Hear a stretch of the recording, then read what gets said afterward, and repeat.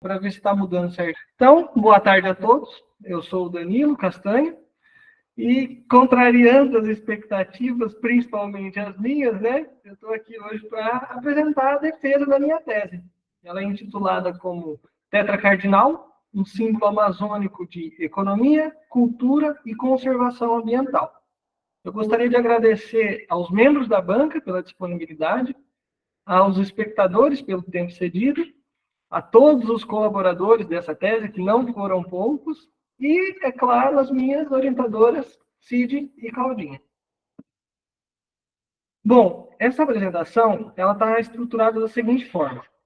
Uma introdução geral, onde são abordados os aspectos da aquariofilia, da pesca ornamental e também do manejo, seguido pelos objetivos geral e específicos da tese em si. Depois disso, a gente vai adentrar ao capítulo 1, que se trata de um texto descritivo, que reúne as mais variadas informações sobre a história de vida do Tetra Cardinal e também algumas considerações sobre a sua explotação. Depois disso, nós teremos o capítulo 2, onde a gente analisou a vulnerabilidade da espécie frente à pesca ornamental. E para isso a gente usou atributos da história de vida e também dados comerciais. O nosso último capítulo, que é o nosso capítulo 3, vou colocar o apontadorzinho laser aqui. Nosso capítulo 3. Aqui. Nosso último capítulo, ele traz os possíveis efeitos que poderiam, ser gerados em cenários hipotéticos de sobrepesca ornamental. E para avaliar esses possíveis efeitos, nós usamos uma abordagem funcional, avaliando as estruturas funcionais das assembleias de peixes desses igarapés usados pela pesca ornamental. E, por fim, nós ressaltamos os principais resultados encontrados na tese em uma síntese. Bom, na introdução geral, então, onde são abordados os aspectos da aquariofilia, da pesca ornamental e do manejo. Num cenário global, nós temos mais de 1 bilhão de indivíduos de peixes sendo comercializados anualmente com o propósito ornamental. E isso gera uma receita que fica aí entre 15 e 30 bilhões de dólares todo ano.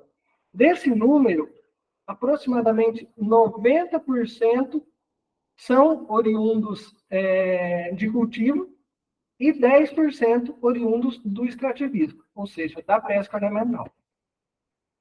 Quando a gente traz para o mercado interno, os números ainda são bastante representativos, gerando mais de 16 bilhões de reais, segundo a BIMPET, empregando aí, de forma direta e indireta, 100 mil pessoas. E quando a gente traz para a esfera estadual, o estado do Amazonas comercializou mais de 140 milhões de indivíduos entre os anos de 2006 e 2015, gerando mais de 23 milhões de dólares em receita. E todo esse montante de 140 milhões de indivíduos abrange 375 espécies.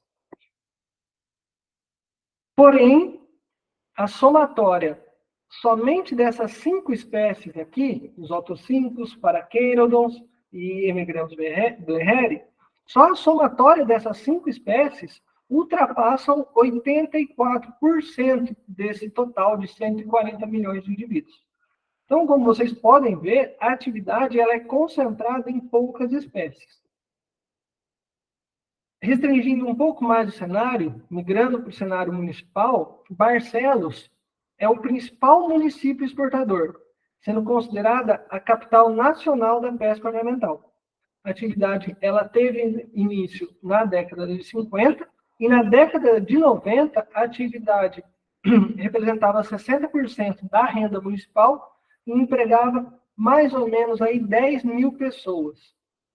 A pesca ornamental ela é tão importante para o município de Barcelos que há 28 anos é realizado o FESPOB, que é o Festival do Peixe Ornamental de Barcelos, que inclusive já foi tombado como um patrimônio cultural de natureza imaterial do Amazonas. E quando falamos da concentração da atividade em poucas espécies, a gente pode restringir ainda mais. Sozinho, o tetracardinal, ele representa entre 60% e 70% do total de indivíduos exportados do Amazonas. Então, esses números, eles se aproximavam aí, perto de 2005, coisa de 25 milhões de indivíduos. E entre 2006 e 2015, quase 100 milhões de indivíduos foram comercializados oriundos do Rio Negro. E não é à toa, né, que esse peixinho aí de aproximadamente 3 centímetros é o símbolo da pesca ornamental do Rio Negro. Porém, mesmo assim, com números tão expressivos e mesmo sendo uma atividade tão representativa, a pesca ornamental ela enfrenta um cenário de declínio. Esse cenário ele é bem nítido e muitos estudos já documentaram isso. O que a gente pode observar é uma queda bem abrupta nos volumes exportados entre 2007 e 2008, e alguns desses estudos relacionam o declínio da atividade com a crise global de 2008, onde o setor da aviação foi muito impactado, né? Então, isso ocasionou inúmeras mudanças, principalmente no frete, tanto mudanças logísticas quanto mudanças em relação aos preços mesmo. E, é claro, a competição com peixes tropicais que são criados em cativeiro. Então, países que antes eram compradores do peixe ornamental, eles passam a ser produtores desse peixe. Como é o caso da República Tcheca, outros países europeus também, asiáticos e os Estados Unidos.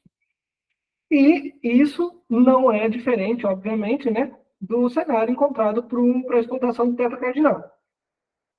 Houve um decréscimo muito grande no volume exportado, saindo aqui de mais de 17 milhões de indivíduos exportados em 2006 para menos de 500 mil indivíduos comercializados em 2020.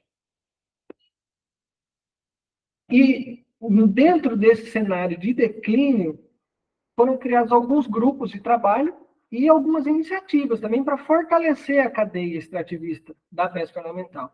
E como expoente, a gente pode citar o projeto Piaba, com resultados ligados aí ao selo de indicação geográfica, e a cooperativa Ornapesca, que é a cooperativa de pescadores e pescadoras artesanais de peixes ornamentais do Médio e Alto Rio Negro.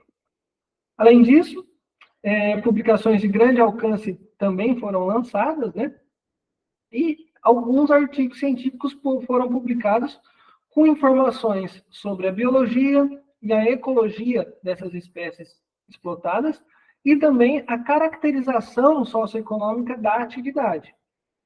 Essas informações elas são fundamentais para subsidiar qualquer tomada de decisão, como, por exemplo, o conhecimento do hábitat da espécie, as funções ecológicas que por elas são exercidas, né?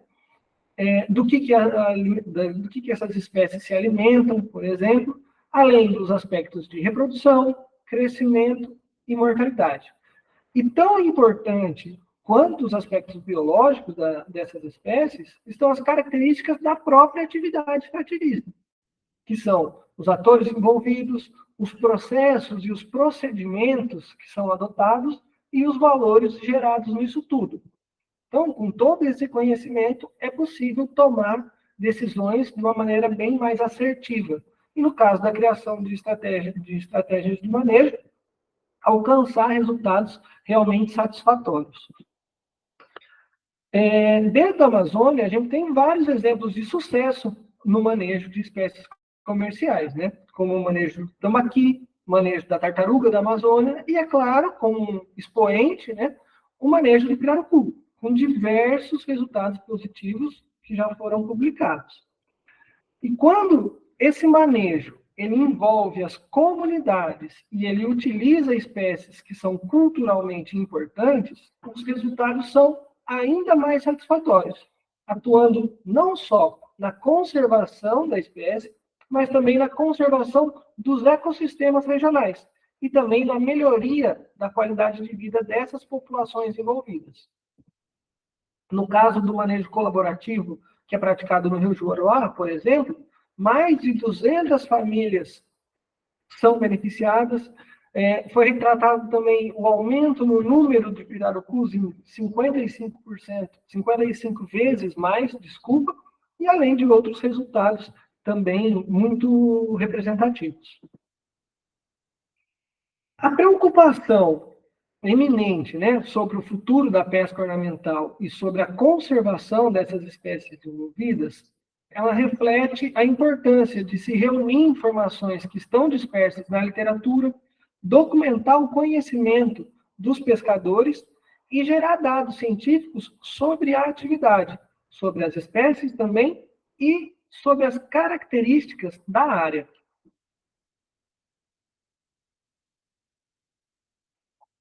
Então, buscando preencher lacunas de conhecimento e colaborar com a sustentabilidade da pesca ornamental que acontece no Médio Rio Negro, esse trabalho visa fornecer subsídio científico para o manejo e monitoramento da pesca do tetra cardinal, considerando sua história de vida, suas características biológicas e a sua contribuição para o mercado de peixes ornamentais da região amazônica. Adentrando agora aos objetivos da tese, nós temos como objetivo geral fornecer subsídios científicos para o manejo e monitoramento da pesca do cardinal. Para os objetivos específicos, nós trazemos, para ser respondido pelo nosso capítulo 1, abordar a história natural do tetra cardinal, buscando consolidar as mais diversas informações sobre a espécie. Para serem respondidos no capítulo 2, nós temos estimar os parâmetros populacionais de crescimento e mortalidade da espécie, analisar os níveis de explotação do estoque do tetra cardinal, avaliar a vulnerabilidade da espécie frente à pesca e analisar as características locais e de macroescala espacial da área de ocorrência do tetra cardinal. E, por fim, no nosso capítulo 3, avaliar as consequências de uma possível sobrepesca das espécies ornamentais, utilizando a estrutura funcional dessas assembleias dos igarapés usados pela pesca ornamental. Bom, o nosso primeiro capítulo, ele é um texto descritivo que reúne as mais variadas informações sobre o tetra cardinal e também alguns aspectos da sua explotação. Esse é um texto escrito com uma linguagem bem mais acessível para atingir um público mais amplo também. Ele foi baseado em conhecimento científico, que está disponível na literatura, e também no conhecimento tradicional dos piabeiros. E, é claro, também dessa minha vivência durante os 9 anos de formação na Amazônia. Esse capítulo, o manuscrito já está pronto para submissão, mas a gente ainda não submeteu por conta da defesa. Bom, conhecido popularmente, então, como tetra cardinal, neon cardinal, neon ou simplesmente cardinal, o Paraquedron axelrod ele foi descrito em 1956 por Leonard Peter Schultz. Ele atinge um tamanho máximo próximo aí aos 3 centímetros e se destaca por sua coloração, onde a porção ventral do seu corpo é vermelha. Existe uma faixa azul metálica estreita que vai do focinho até a nadadeira adiposa, cobrindo essa parte mediana aqui do corpo, né? Existe uma faixa estreita, bem mais escura, logo acima da faixa azul metálica, e o dorso do animal não possui pigmentação.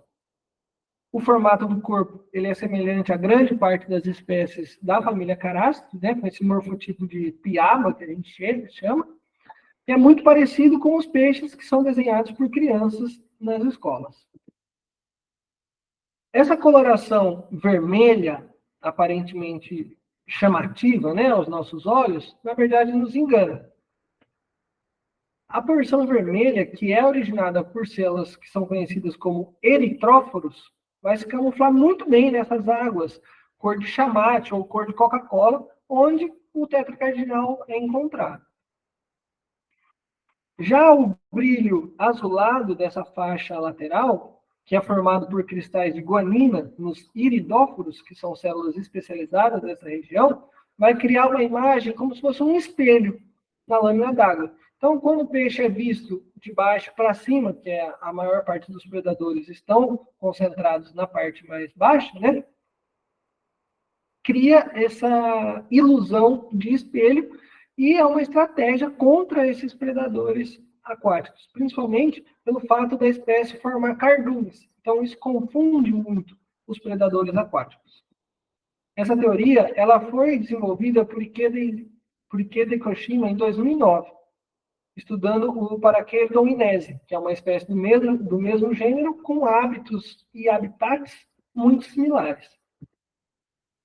O gênero Parachaerodon ele é formado por 3 espécies: o Axelrod, que é o nosso cardinal, o inese, esse do meio, que é chamado de neon, e o simulans, que vai receber o nome muitas vezes aí de neon verde.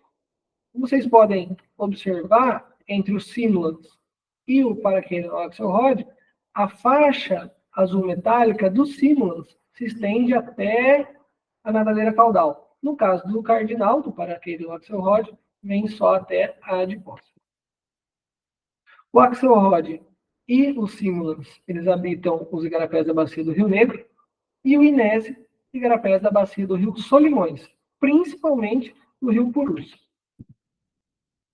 A espécie em questão do nosso estudo, né, o Parachaerodon Axelrod, ela habita as águas ácidas e escuras desses igarapés e também de igapós, da bacia do Rio Negro e da bacia do Rio Orinoco. Mas existem registros de indivíduos capturados também em igarapés de água clara, inclusive em igarapés da microbacia do Rio Preto da Eva, próximo a Manaus, onde provavelmente foi introduzido, mas se estabeleceu muito bem. Porém, não existem relatos de cardinal em água branca. Os ambientes mais rasos, com pouca correnteza, sombreados e com bastante foliço, são os ambientes preferidos da espécie. Os cardinais, eles têm o hábito de formar cardumes, como é que a gente acabou de falar. Mas esses cardumes, eles variam de tamanho, né, em número de indivíduos, durante o ano.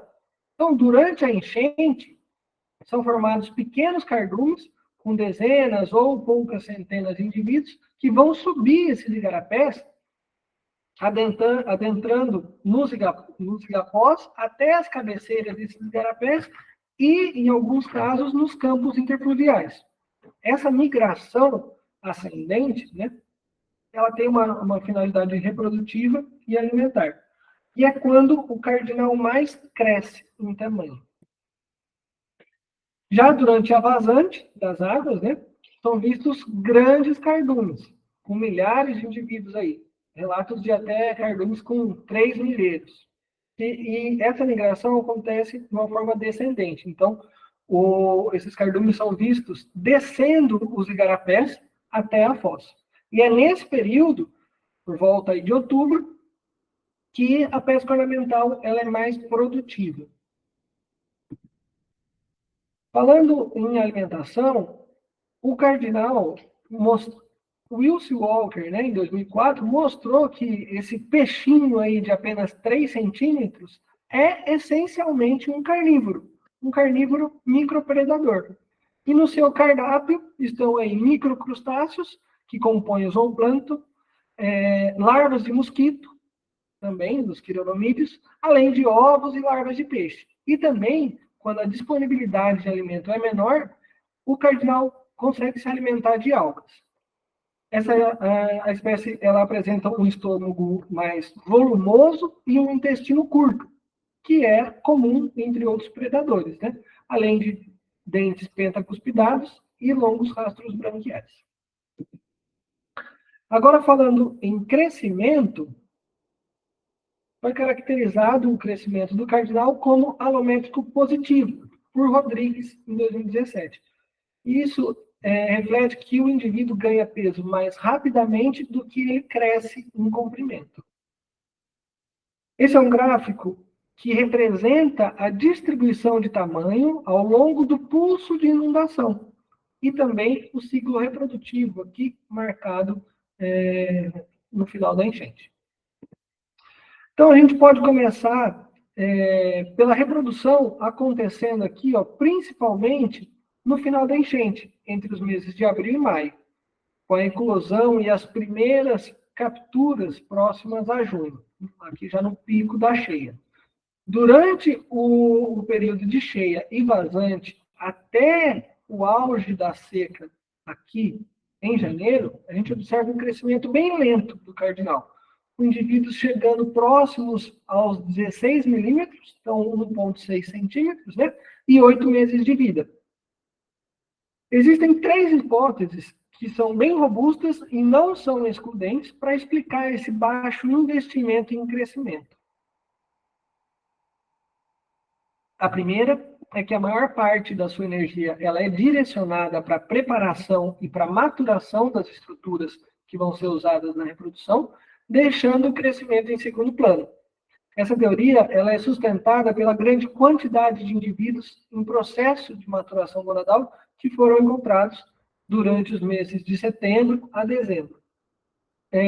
A segunda hipótese é que os alimentos consumidos nesse período eles possuem uma baixa qualidade nutricional, o que dificulta o desenvolvimento dos indivíduos.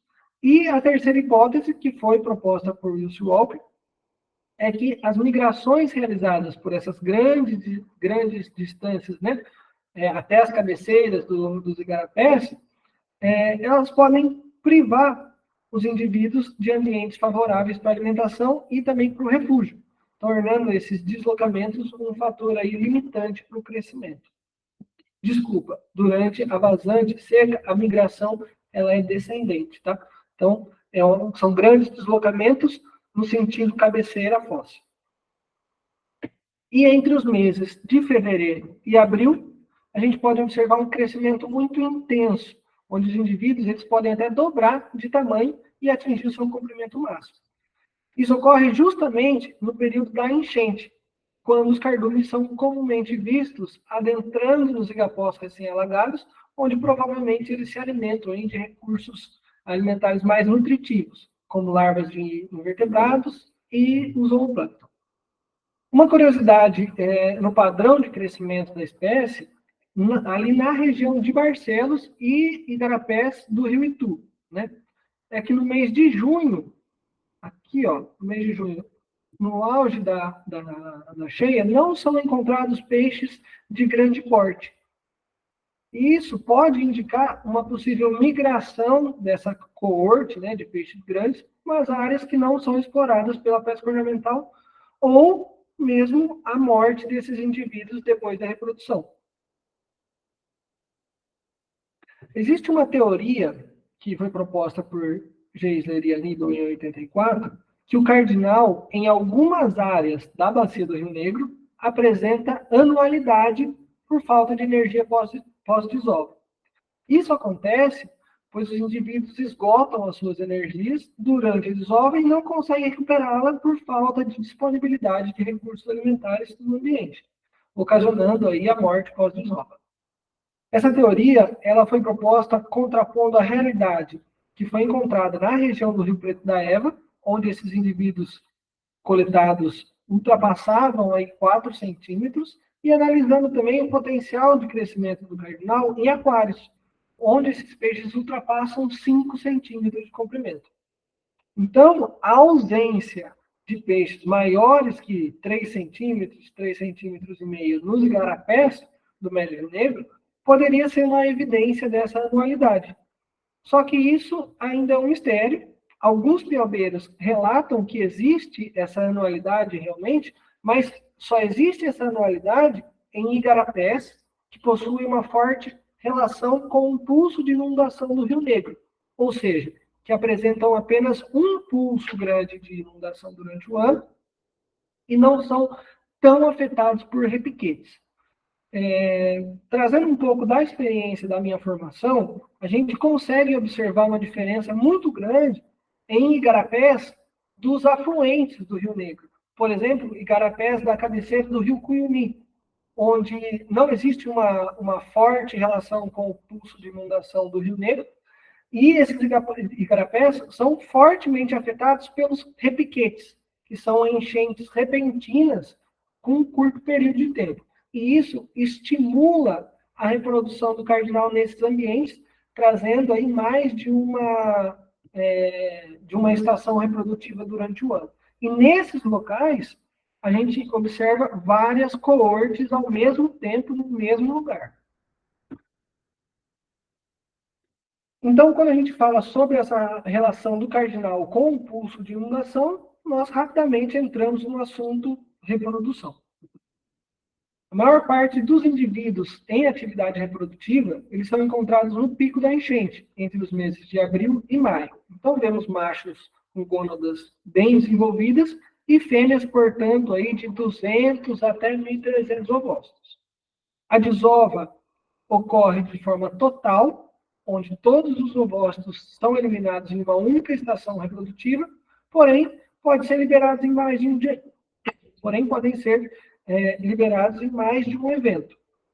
O desenvolvimento desses ovócitos é sincrônico em dois grupos. Então, existe um lote de reserva, com tamanhos aí entre 0,5 e 0,05 e 0,1 milímetro, e o lote de ovócitos que serão liberados, variando aí de 0,3 a 0,7 milímetros. Um ponto importante na biologia reprodutiva da espécie, como a gente acabou de falar, é a relação com esses pequenos eventos de enchente, né, os chamados repiquetes. Esses eventos, eles funcionam como um gatilho ambiental para a maturação final das gônadas e a desova. No trabalho de Rodrigues, 2017, foi possível observar fêmeas aptas em igarapés também no mês de janeiro. Então, em janeiro, não era a enchente, né? A gente não estava no pico da enchente, muito contrário, a gente estava no auge da cheia aí ainda, começando a encher. E já foram encontradas fêmeas aptas à reprodução. E isso foi muito relacionado a esses pequenos eventos de enchente, os chamados repiquetes, né? Como eu falei, os pescadores ornamentais, eles relatam que existe essa grande diferença na estação reprodutiva de populações de cardinais desses igarapés próximos à calha do Rio Negro, onde existe apenas uma estação reprodutiva, que é sincronizada com o curso de inundação desse rio, e os igarapés que são localizados nas cabeceiras dos afluentes da bacia, por exemplo, igarapés da bacia do rio Cuyuni. E esses igarapés, eles são fortemente afetados pelos repiquetes. E neles são observadas várias estações reprodutivas durante o ano. Porém, isso não está publicado ainda, não existe relato científico sobre, mas sim observação pessoal minha e dos piabeiros. Os ambientes de reprodução da espécie, eles estão relacionados aos campos interfluviais e também a ilha-pós com margem de terra, ou os pequenos montes de terra que são chamados de damiçás naquela região. Mas em todos os casos, as características vão se repetir. Então, águas rasas, lentas, um pH bem ácido e o substrato formado por foliço e locais sombreados. Os ovócitos, como vocês podem ver nessa foto, eles possuem uma propriedade adesiva, né? Eles ficam fixos no substrato. A espécie ela não apresenta cuidado parental e não há indícios de construção de ninhos, assim como a maior parte dos membros da família Caraste. Pouco se sabe sobre a longevidade da espécie. O trabalho também de Rodrigues 2017 estima o tempo de vida do tetracardinal na natureza perto aí dos seus 3 anos. Já alguns piabeiros acreditam que em localidades onde há apenas uma estação reprodutiva durante o ano, esses indivíduos vão morrer após a desova. E em cativeiro, a expectativa de vida varia entre 5 e 8 anos. Dentre as principais ameaças à vida do indivíduo, a predação é a principal. Inúmeras espécies de peixes das mais variadas famílias se alimentam do teto cardinal. Sejam essas alimentações frequentes, né? Como é o caso de espécies carnívoras, aqui como o jacundá e o peixe-cachorro, acessorrinhos, ou ocasional, como é o caso de espécies onívoras, como, por exemplo, os piabões, né? Espécies do gênero Briconopsis, e também os carás, de uma forma geral, que são espécies da família Ciclide. Então, seja controlando a quantidade de invertebrados ou servindo de alimento para outras espécies, o tetracardinal ele é um importante componente desses ecossistemas aquáticos da bacia dos rios Negro e Orinoco. Por possuir características morfológicas, hábitos alimentares e utilizar o ambiente de uma forma muito semelhante às outras espécies da sua família, o tetracardinal ele contribui fortemente com a redundância funcional dessas assembleias. Então, essa característica de redundância funcional, essa característica, digamos assim, das assembleias, né, ela diminui o risco da perda de funções ecológicas com a extinção local de uma ou poucas espécies. Então, isso torna essas assembleias menos vulneráveis às mudanças ambientais. Historicamente, a espécie vem sendo explotada pela pesca ornamental na região, gerando, no mínimo, números bem representativos. Os últimos dados publicados falam aqui de quase 100 milhões de indivíduos comercializados entre 2006 e 2015, e a espécie vem sendo explorada desde a década de 50, e sempre se destacando como o principal ícone, né, como a principal espécie da atividade. E mesmo assim, em meio a esse cenário de uma explotação bem intensa, pouco se ouve falar sobre redução de estoque ou extinção local, seja por parte dos piabeiros, pelos exportadores, pelas agências governamentais ou por nós pesquisadores. Então, existe um cenário meio nebuloso, né? Como a espécie suporta tanta explotação e mantém sua população, seu estoque populacional e pesqueiro em dia. É muito importante, nesse momento, a gente ressaltar que, vinculada à importância econômica da espécie e da atividade em si, né, da pesca ornamental, existe uma proteção muito grande ambiental que é gerada pelos piabeiros nesses locais de pesca. Inclusive, um slogan que é usado para estimular a cadeia da pesca ornamental é o Compre um Peixe e Salve uma Árvore, que foi criado pelo Projeto Piaba.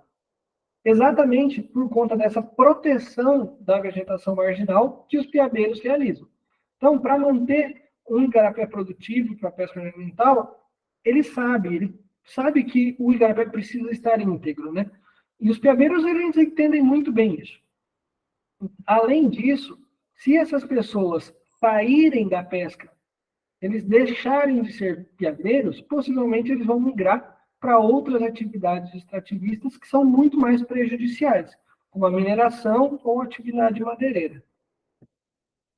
Um outro ponto importante é a utilização de apetrechos seletivos e a forma direcionada como a pesca é realizada. E isso vai garantir que não ocorra grande mortalidade de espécies acompanhantes, como é o caso da pesca do camarão, por exemplo. E também não ocasione modificações significativas, tanto química quanto física, né, no ambiente. Dentre os apetrechos que são utilizados pela pesca ornamental, a gente tem o cacuri, que é uma armadilha do tipo couve, e o rapiché, que é uma espécie de puçá. O trajeto que o peixe percorre é basicamente composto pela pesca, pela separação e acondicionamento em tanques redes, que são feitos nos próprios igarapés, e depois disso eles são levados até Barcelos, onde são acondicionados em caçapas para uma viagem até Manaus. Então, chegando lá, os peixes vão para os exportadores e de lá ganham o mundo. O fato da atividade manter o ambiente íntegro vai garantir habitats saudáveis, onde esses estoques populacionais podem se recuperar e manter o equilíbrio dessas assembleias. Assim, considerando o baixo impacto ambiental, o potencial econômico do mercado aquarista e a promoção social que é gerada, nós sugerimos que a pesca ornamental do Médio Rio Negro deve ocorrer de maneira sustentável se ela for realizada de forma ordenada. E a fim de garantir um futuro próspero para a população ribeirinha, para a cultura piabeira e para o tetracardinal em si, nós sustentamos a exploração regulamentada da espécie.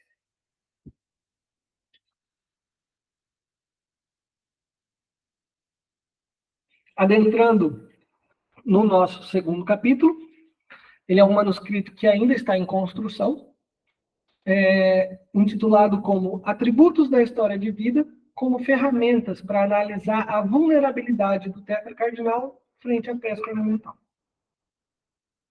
A sobreexplotação ela é uma das principais causas de declínio populacional e de extinções de espécies.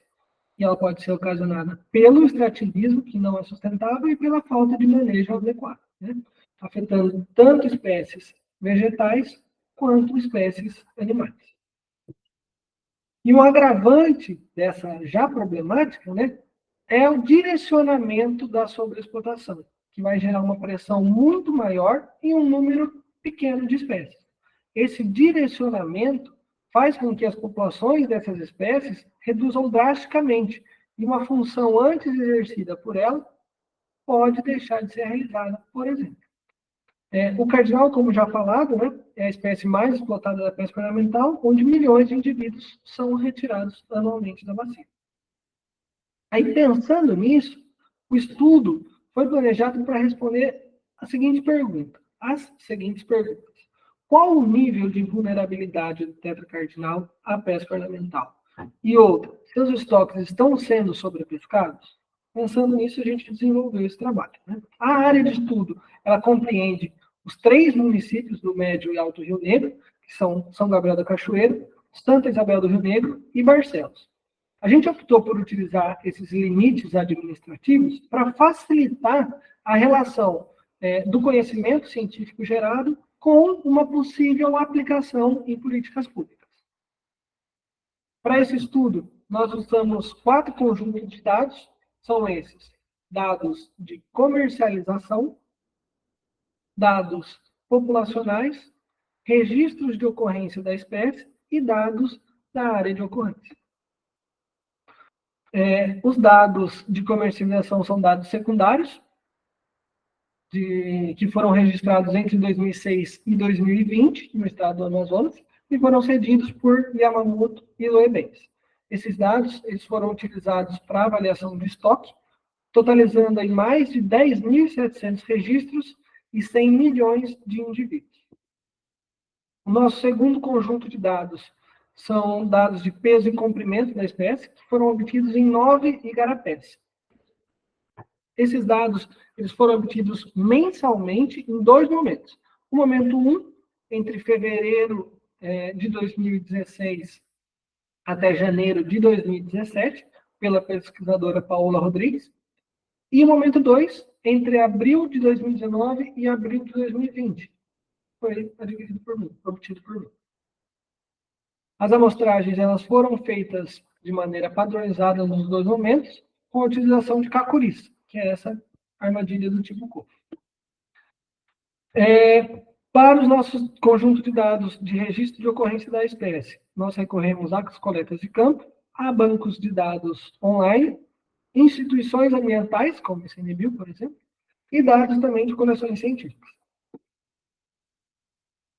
Depois de toda a limpeza e tratamentos feitos, a gente tem uma tabela simples com 130 registros de ocorrência prontos para serem utilizados. Para caracterizar a área de ocorrência do tetracardinal, a gente utilizou os dados de inundação de Fleshman 2022, uma vez que a ocorrência da espécie ela está intimamente relacionada a essa condição de inundação. E esse parâmetro ele pode ser obtido em grande escala espacial. Nesse trabalho, os autores utilizaram 14 conjuntos de dados e criaram categorias que vão representar a quantidade de conjunto de dados que vão indicar que ali naquele pixel existe uma inundação. Então, um pixel categorizado como 2, pixel de categoria 2, vai indicar que 2 conjuntos de dados concordam que ali existe inundação. Para caracterizar Agora, para análise de dados, nós analisamos crescimento, mortalidade e taxa de explotação e análise de redução de estoque. Aqui, os parâmetros de crescimento de von Bertalanffy foram estimados para sexos agrupados, utilizando a distribuição dos comprimentos em intervalos de classe de 1 milímetro. Para essa estimativa, nós usamos a abordagem de otimização de Bootstrap. Foi realizado um Bootstrap completo, com 1.000 reamostragens, gerando as estimativas de crescimento com os seus respectivos intervalos de confiança de 95%. E também um gráfico de distribuição de frequência de Cameron. Para o cálculo da mortalidade total, nós usamos números de indivíduos na classe I, representado aqui por NI, o tempo necessário para o peixe crescer até a classe I, representado por DTI, o intercepto e a idade relativa. A mortalidade natural, ela foi estimada através da média de 4 métodos empíricos.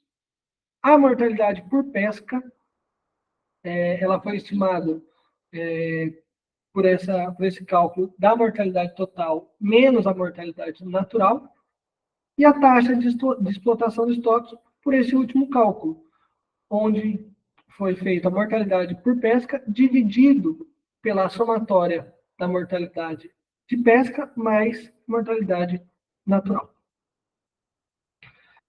Eu gostaria de apresentar para vocês, só um parênteses, né? Gostaria de apresentar para vocês uma proposta de método que a gente está trabalhando ainda, mas que não entrou na tese. Isso foi feito para avaliar a capturabilidade do rapixé e possivelmente estimar a densidade, utilizando aí o tempo de pesca dos piabeiros. Mas, como eu disse, isso não entrou na tese, é uma proposta de método que a gente está desenvolvendo. Para explicar um pouquinho melhor, nós cercamos uma área e realizamos 3 amostragens com réplicas, utilizando um pescador, como eu mostrei ele no vídeo. Mais para frente, depois da tese, a gente pode conversar um pouquinho melhor disso.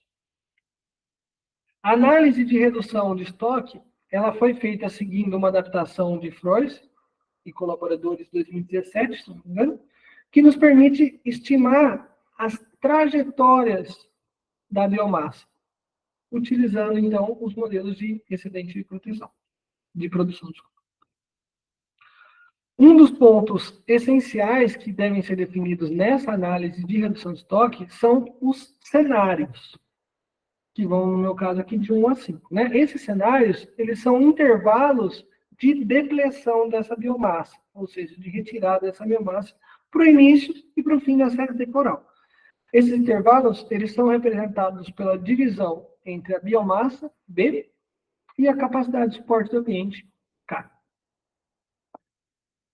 A nossa proposta foi realizar uma análise de sensibilidade, verificando os efeitos desses diferentes cenários, né, de 1 a 5, e o impacto nos pontos de referência biológica, nas trajetórias da biomassa e também na mortalidade por pesca.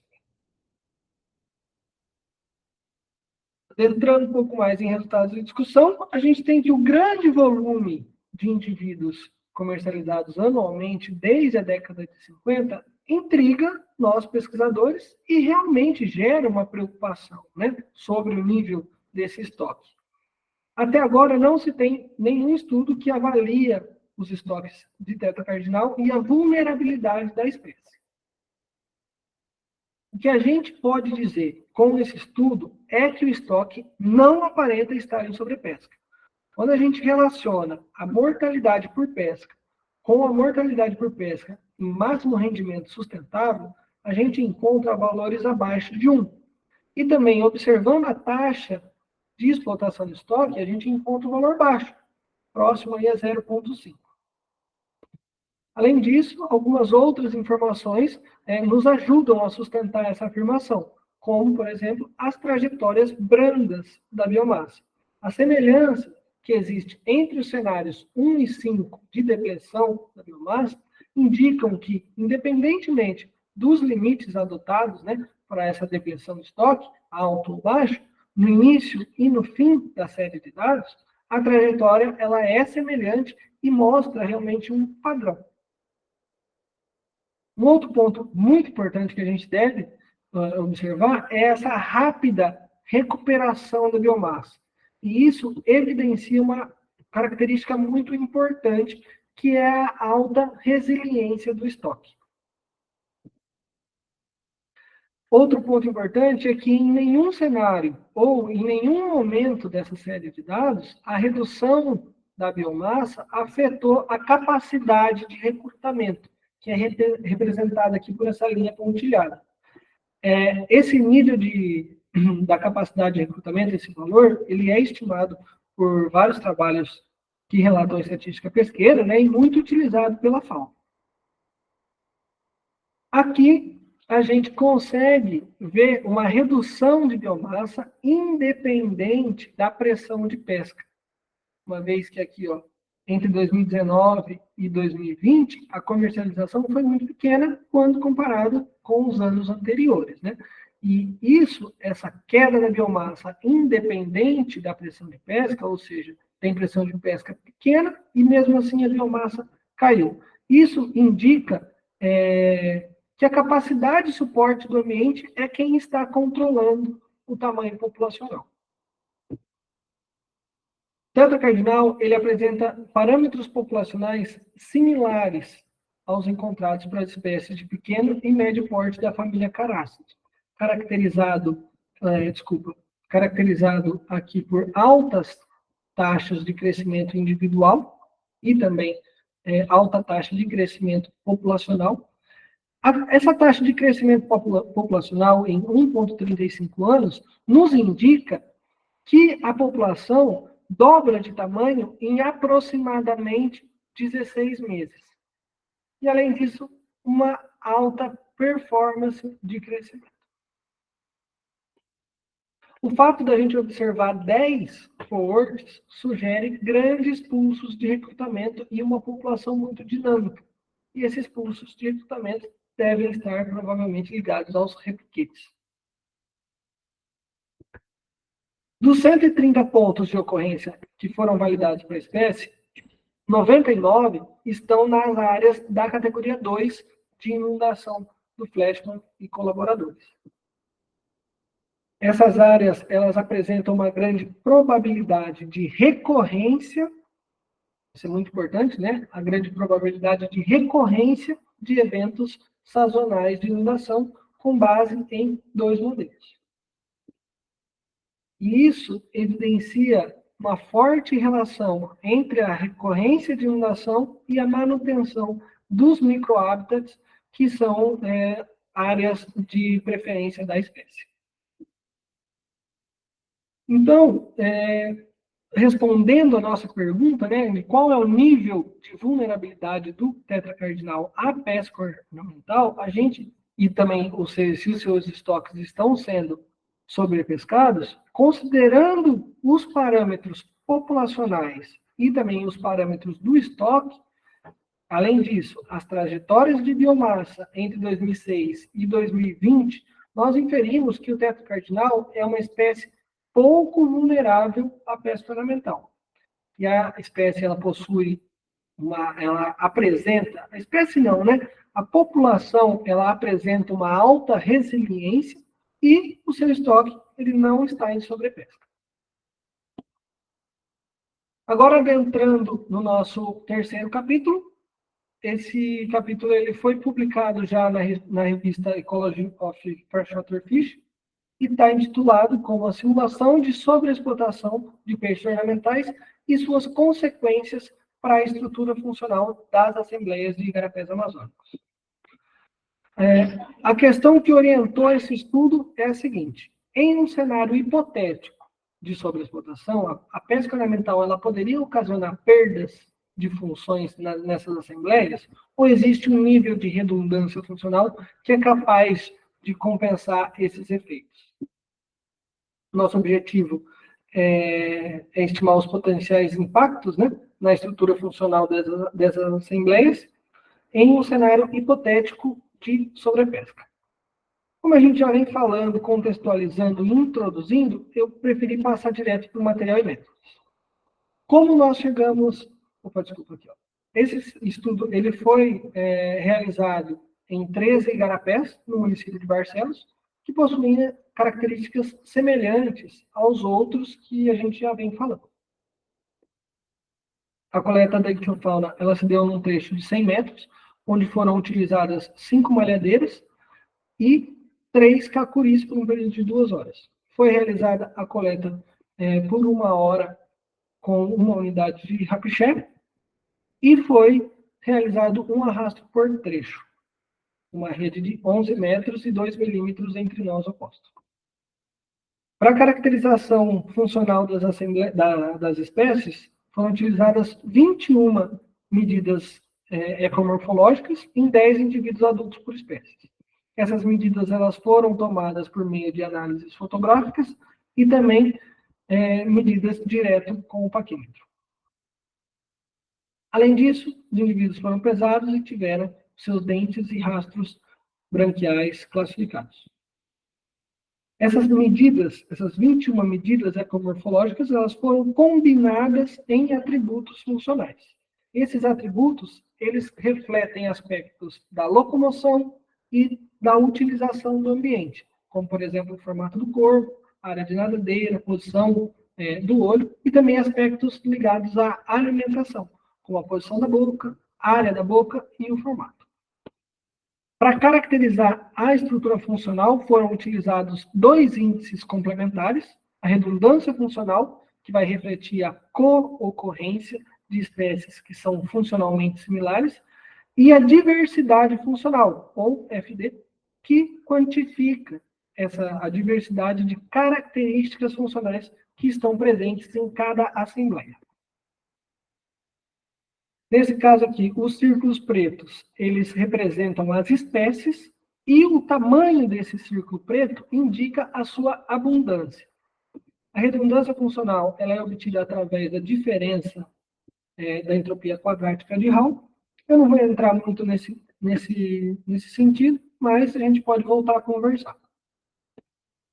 E no caso da diversidade funcional, é gerado um dendrograma funcional, que é o que a gente vê aqui, através de uma matriz que relaciona as espécies e suas características funcionais. É calculada a somatória do comprimento desses braços aqui, ó, do dendrograma, que são necessários para conectar todas essas espécies, que são representadas pelos números. Então, as características funcionais são representadas por letras, no nosso caso aqui, e as espécies por números. Então, a somatória do comprimento de todos esses braços é o que vai definir a diversidade funcional da assembleia.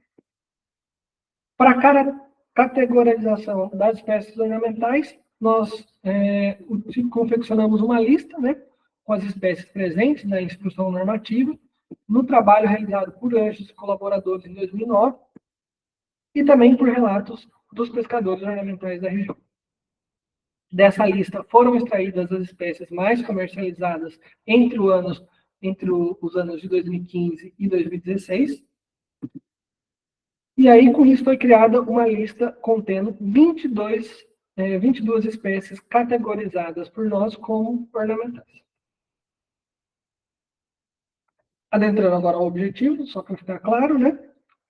Que o nosso objetivo é para estimar o efeito potencial dessa hipótese de sobrepesca das espécies ornamentais, nós criamos 2 cenários de seleção de espécies e retirada dessas abundâncias, de simulação de retiradas de abundâncias, né?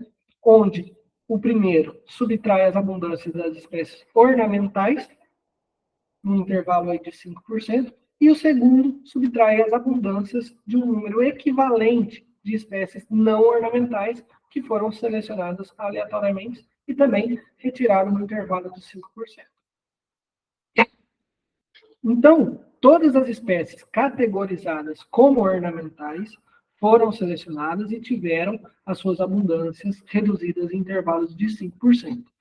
E aí, para comparar com efeitos gerados pela retirada aleatória, foi sorteado um número igual de espécies não ornamentais para cada igarapé. Então, no igarapé A, onde a gente tem 5 espécies ornamentais, 5 espécies não ornamentais também foram sorteadas e tiveram suas abundâncias reduzidas. No caso do igarapé B, com 8 espécies ornamentais, 8 espécies não ornamentais também tiveram suas abundâncias subtraídas. Então, foram criadas matrizes de abundância, né, onde a subtração aconteceu, em intervalos aí de 5%. E aí o índice foi calculado, novamente para 10%, índice recalculado, 15%, índice calculado novamente, até o limite de 100%, que representa uma extinção dessa espécie. E assim sucessivamente. Né?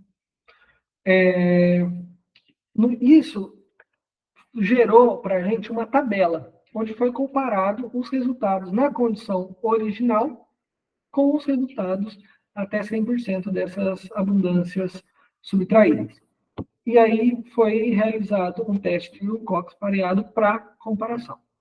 Também foi comparado em cada um dos cenários. Porcentagem, né, de 5%, 10% da retirada das abundâncias até o limite de 100%. E aí, novamente, o Wilcox pareado para fazer essa comparação.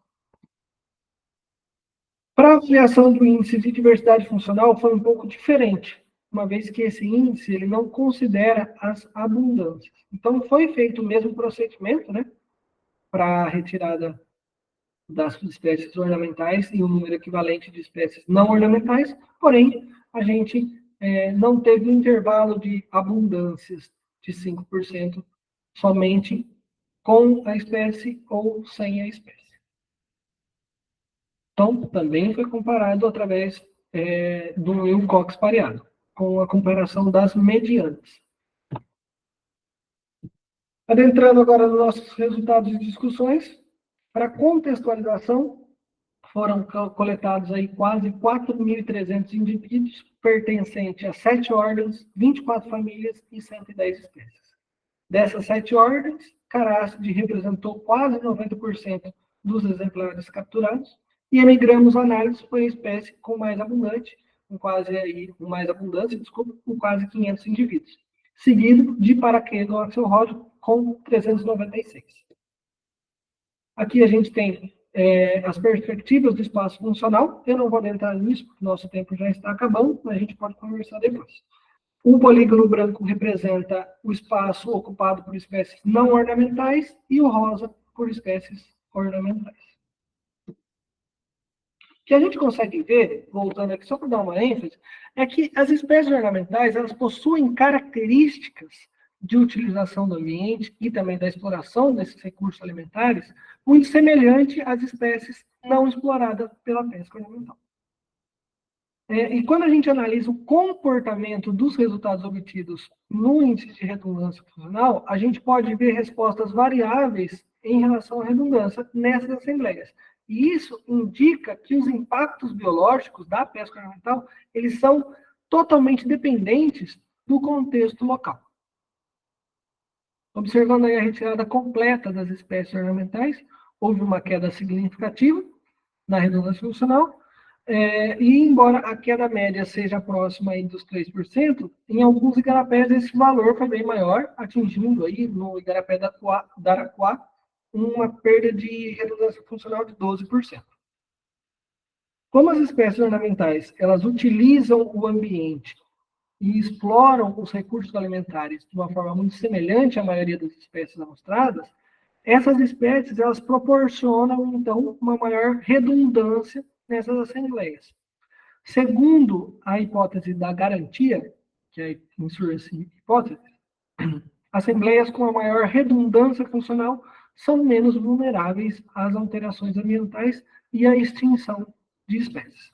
Então, nesse sentido, para evitar perdas de redundância funcional e não alterar a resiliência dessas assembleias, é de fundamental importância a manutenção dos estoques das espécies ornamentais.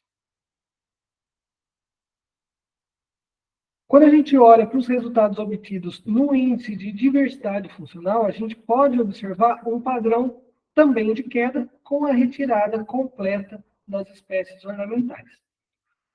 E analisando melhor esse comportamento da diversidade funcional, fica evidente que as respostas elas são relacionadas com a estrutura funcional de cada uma das assembleias. Então, novamente, a gente pode inferir que possíveis impactos ligados a uma sobrepesca hipotética, eles são totalmente dependentes do contexto local, de cada uma dessas assembleias. mais que a perda média de diversidade funcional com a extinção completa dessas espécies ornamentais é de 24%, o que é um valor bastante significativo. Quando a gente analisa a representatividade, que está nessa coluna aqui, ó, quando a gente analisa, então, a representatividade das espécies ornamentais para a diversidade funcional e o quanto isso seria perdido com a extinção dessas espécies, a gente pode ver claramente o efeito da redundância funcional, que é o índice que a gente falou agora há pouco, né? E isso vai mostrar que essa propriedade, vai mostrar a redundância funcional, vai mostrar essa característica das assembleias, servindo aí como uma garantia de cumprimento dessas funções ecológicas, mesmo com a perda de algumas espécies. Bom, respondendo às nossas perguntas, a extinção completa das espécies ornamentais ela pode causar perdas médias de 24% de diversidade funcional, e isso é um valor bem significativo.